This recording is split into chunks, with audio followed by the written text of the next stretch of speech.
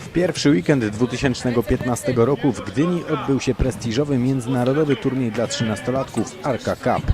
Organizowane co roku zawody jak zwykle przyciągnęły najlepsze polskie drużyny z rocznika 2002 w kraju, wśród których nie zabrakło GTV Stadionu Śląskiego Chorzów. Stawkę uzupełniały mocne ekipy ze Szwecji, Łotwy, Białorusi i Niemiec. 16 drużyn podzielono na 4 grupy. Losowanie nie okazało się zbyt szczęśliwe dla drużyny trenera Andrzeja Miłkowskiego. Jej rywalami okazali się Talent Białystok, szwedzki FK Karlskrona i niemiecki Bayer Leverkusen. Pierwszym rywalem drużyny GTV Stadionu Śląskiego byli Szwedzi z Karlskrony. Początkowo trudno było przewidzieć, czego właściwie spodziewać się po grze Szwedów, ale chorzowianie dość szybko rozszyfrowali rywala i dyktowali ton grze. Wynik mocnym strzałem otworzył Jakub Myszor. Stadion ciągle przeważał, ale przez kolejne minuty miał kłopot ze skutecznością pod bramką rywala.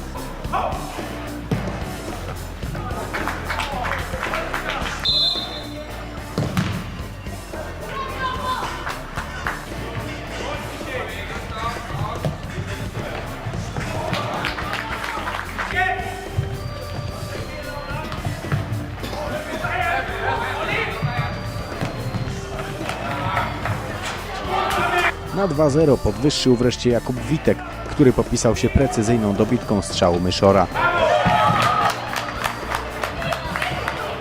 Mamy drugą bramkę dla drużyny z Chorzowa. Tuż po tym trafieniu ładnego gola po równie efektownej asyście Witka zapisał na swoje konto Miłosz Poloczek. Jeszcze bardziej mogło się podobać trafienie Michała Barcia, który soczystym uderzeniem ustalił wynik meczu z Karlskroną na 4-0. Szwedzi mogli jeszcze pokusić się o honorowe trafienie, ale kiedy już z trudem dochodzili do sytuacji bramkowych, marnowali nawet najlepsze okazje.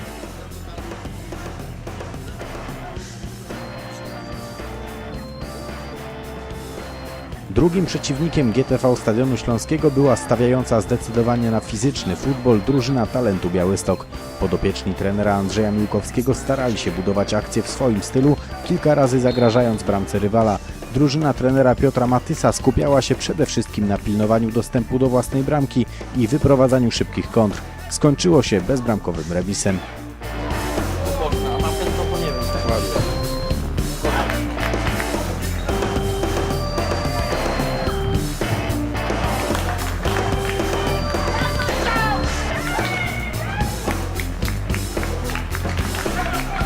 Po spotkaniu z Talentem wydawało się, że sytuacja w grupie dla chorzowian układa się nieźle. 4 punkty, niezły bilans bramkowy i przede wszystkim dobra gra napawały optymizmem. Sprawę skomplikował fakt, że w ostatniej kolejce Talent wysoko ograł grającą w rezerwowym zestawieniu Karlskronę, co sprawiło, że stadion nie mógł pozwolić sobie na porażkę ze znakomicie spisującym się Bayerem Leverkusen. Już pierwsza piękna akcja Niemców przyniosła im prowadzenie. GTV Stadion Śląski nie zamierzał jednak rezygnować z walki o awans i przeciwstawił się potentatowi zza naszej zachodniej granicy. Efekt przyszedł szybko. Jakub Siga podał do Grzegorza Glapki, a ten ze spokojem doprowadził do remisu. Mecz był wyrównany, a oba zespoły stworzyły naprawdę dobre widowisko. Im jednak bliżej końca spotkania, tym niebezpieczniej zaczynało dziać się pod bramką Kacpra Kołotyło.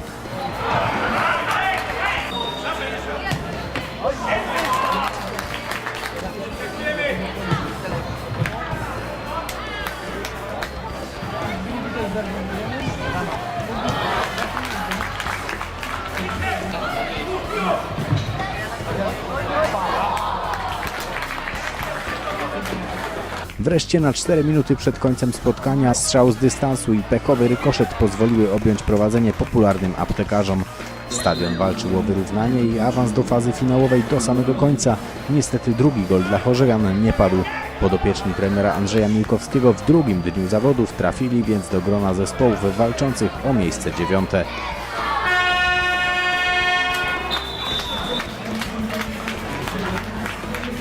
To był dla nas najtrudniejszy mecz, tak szczerze mówiąc.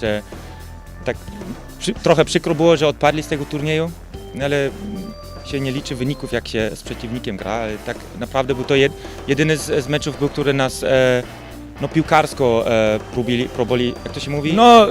Problemy były. Powiem szczerze, nie odstawaliśmy w tym meczu za dużo. Szczerze, że chyba w ogóle no cały czas remis 1-1, końcowy uderzenie gdzieś tam z okolic połowy boiska, rykoszet, no zmylenie bramkarza, no i tak wpadła na 2-1, czyli mecz był wyrównany. Ja jestem zadowolony z tego meczu, a tak jak mówię, ktoś musi wygrać, a ktoś przegrać w tej rywalizacji, no trafiło dzisiaj na nas i jest okej.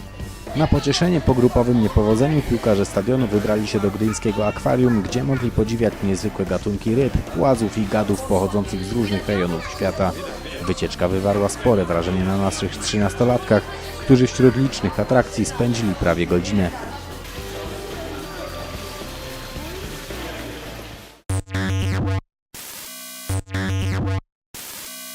Drugi dzień turnieju rozpoczął się dla GTV Stadionu Śląskiego od meczu z niemieckim KMTV Kiel.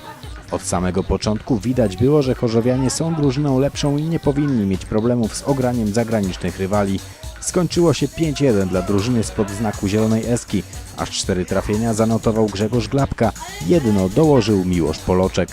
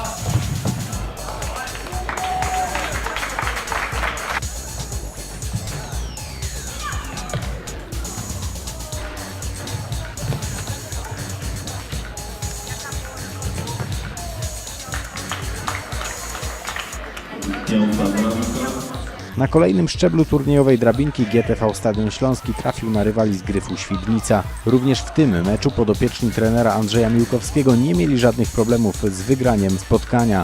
W ciągu 18 minut gry strzelili przeciwnikom 8 goli, tracąc tylko jednego.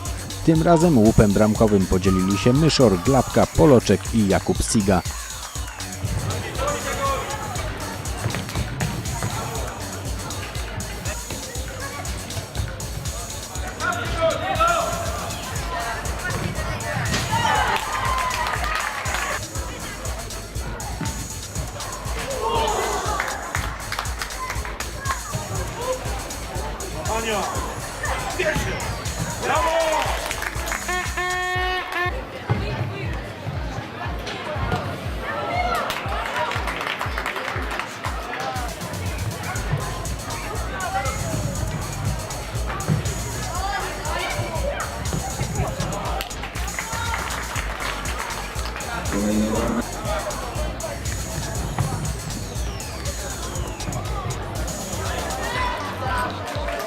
Sześć do jednego.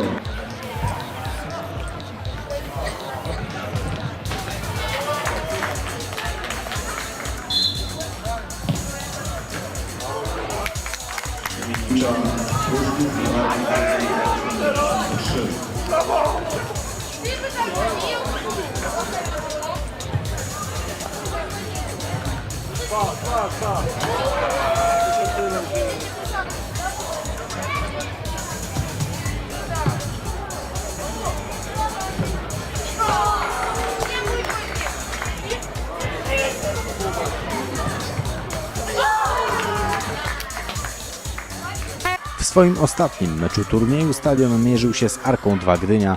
Gospodarze dzielnie starali się stawić czoła chorzowianom, ale kapitalną partię rozegrał zdobywca 2 goli Jakub Myszor. Jedno trafienie dołożył Grzegorz Glapka, jak się okazało zapewniając sobie tym samym tytuł super napadziora, czyli króla strzelców turnieju. Gdynianie odpowiedzieli jednym golem i ostatecznie Stadion Śląski z rekordową ilością zdobytych bramek uplasował się na 9. miejscu. Turniej Arka Cup wygrali gracze Bayeru Leverkusen, którzy w finale ograli innego grupowego rywala chorzowian, Talent Białystok. Na 3. stopniu podium stanęli zawodnicy białoruskiego FC Mińsk, którzy w meczu o medale pokonali Widok Skierniewice.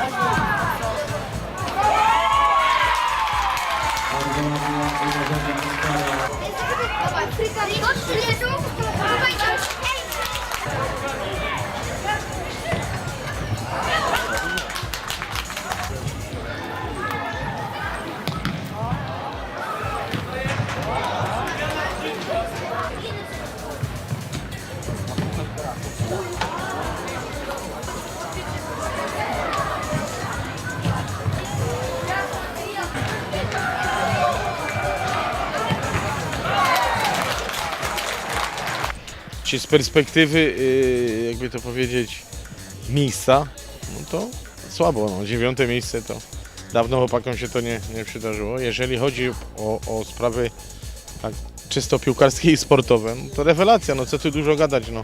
Przegraliśmy jeden mecz z Bayernem Leverkusen 2-1 po nieszczęśliwej bramce w końcówce meczu. 1 remis, no i same zwycięstwa, 24 bramki strzelone, 4 stracone, no tak to w piłce czasami bywa, że niestety nie gra się o najwyższe cele z takim dorobkiem, a czasami trzeba też, ale jest nieźle piłkarsko.